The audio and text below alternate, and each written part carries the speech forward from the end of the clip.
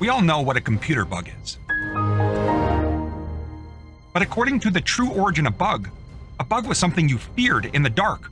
It's something that terrified little children, not something that simply annoyed you by freezing your computer or something silly like that. The word actually begins long before computers, even long before electricity. In the Middle Ages, the word bug shows up in English. But I know what many of you are thinking. A bug is an insect. Of course it goes back before computers. But in the Middle Ages, a bug didn't have anything to do with insects at all. A bug was a hobgoblin, a phantom, a monster in the dark that haunted you. Parents would even warn their kids about the bugbear, literally, the bear-shaped goblin that would come to get you. You didn't behave. Boogeyman.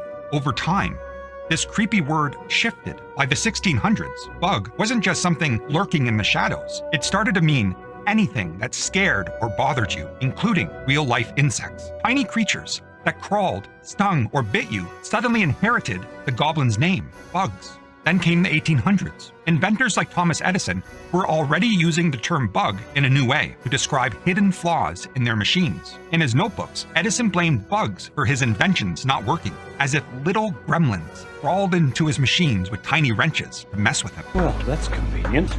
So by the time the first computers came along, the word was already there. And then in 1947 came the event that locked this word in our language forever. I hate to bug you, but could you please hit the like button if you're enjoying this video? And if you're hating the video, go ahead and hit the dislike button.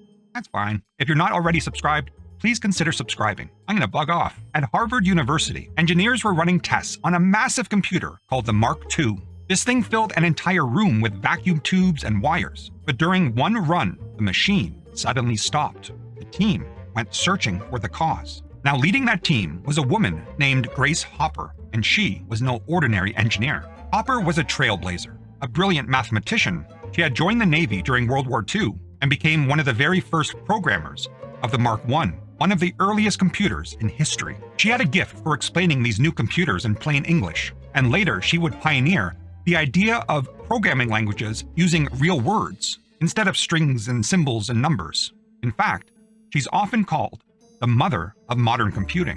But in 1947, she was still deep in the trenches, testing and debugging these massive room-filled machines. And on that day, as the team pried open the Mark II, they found the culprit.